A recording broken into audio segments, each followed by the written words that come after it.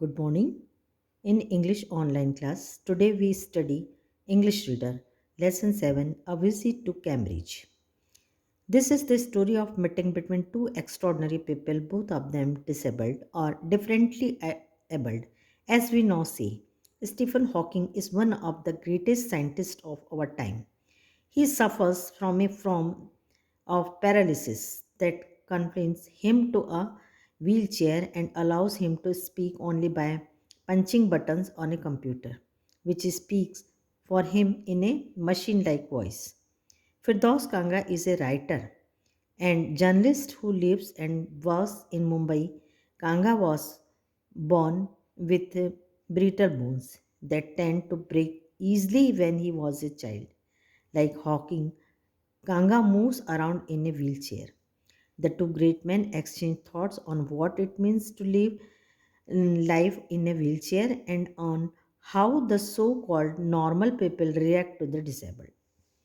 तो ये बहुत अच्छा लेसन है जब ये कैम्ब्रिज जो है एक यूनिवर्सिटी है और ये लेसन जो है दो ऐसे एक्स्ट्रॉर्डनरी पर्सन के ऊपर है जो दोनों डिसेबल्ड थे। डिसेबल्ड मतलब एक प्रकार से अक्षम थे, मतलब उनका कोई शारीरिक कमी थी उनके में। डिसेबल्ड मतलब एक शारीरिक कमी होना। और दो व्यक्ति हैं, स्टीफन हॉकिंस आपने नाम सुना होगा, साइंटिस्ट है, और जो दूसरे हैं मिस्टर कांगा वो राइटर हैं और जर्नलिस्ट हैं। जर्नलिस्ट मतलब पत्रकार हैं जो कि मिलने आते हैं। तो जो स्टीफन हॉकिंस हैं वो व्हीलचेयर पे रहते हैं और उनके साथ जो बात की जाती है वो उसका जो आंसर देता है वो कंप्यूटर देता है। तो दोनों के बीच में बात होती है, चूँकि दोनों डिसेबल हैं तो दोनों अपने थॉट एक्सचेंज करते हैं, विचार एक दूसरे से बताते हैं कि जब हम कभी, हम तो नॉर्मल हैं, हमारी सारे जो बॉडी पार्ट्स हैं वो प्रॉपर हैं, तो जब कभी हम ऐसे लोगों से मिलते हैं जो डिसेबल्ड होते हैं, चाहे वो इधर आइज़ और नो हैंड और लेग्स, तो हम उनको एक अलग नज़रों से देखते हैं। तो ये दोनों इसी चीज़ को जानना चाहते हैं कि जब नॉर्मल पीपल रहते हैं तो वो क्या सोचते हैं इनके बारे में। चलिए लेसन पढ़ते हैं। Cambridge was my metaphor for England and it was strange that when I left it had become all together something else because I had met Stephen Hawkins there. तो जो राइटर होता है वो बोलता है कि जो कैम्ब्रिज है, इंग्लैंड है मेरे लिए बहुत मेटाफोर, मतलब बहुत ही इम्पॉर्टेंट था वो, क्योंकि वहाँ पर कैम्ब्रिज यूनिवर्सिटी थी। लेकिन अब जो मैं है वो मुझे इसलिए ज़्यादा इंटरेक्ट करता है, इंटरेस्ट है मुझे, क्योंकि वहाँ पर स्टीफन हॉकिंस हैं। It was on a walking tour through Cambridge that the guide mentioned Stephen Hawking. ये जो मेरा एक काम के दौरे पे टूर निकला था मेरा, और वहाँ मुझे स्टीफन हॉकिंस से मिला।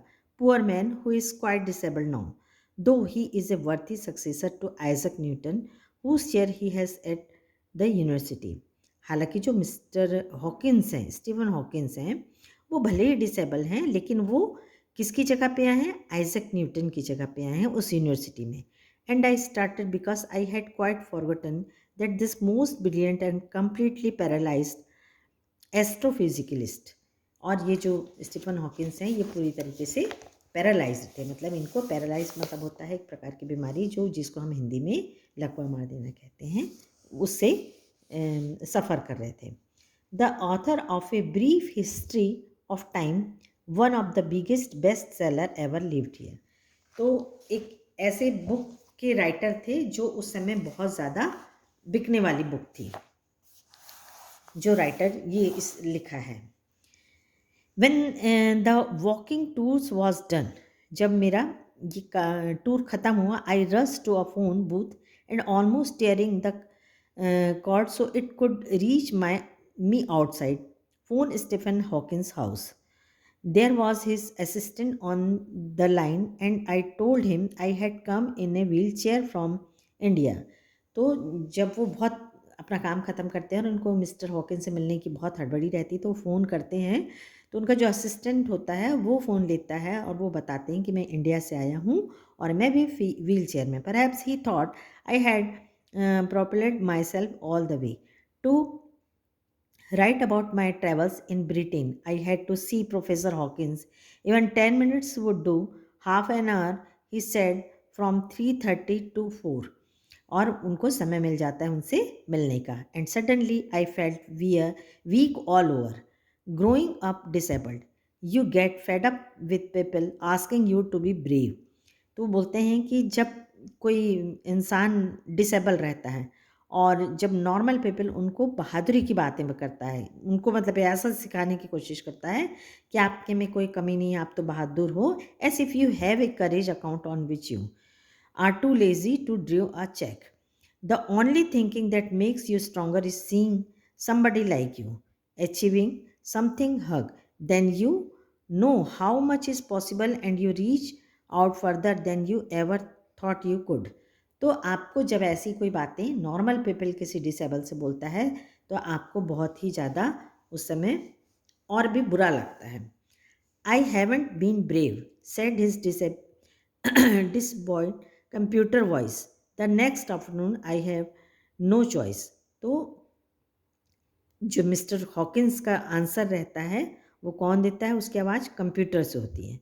श्योरली आई वॉन्टेड टू से living creatively with the reality of his distinctly body was a choice.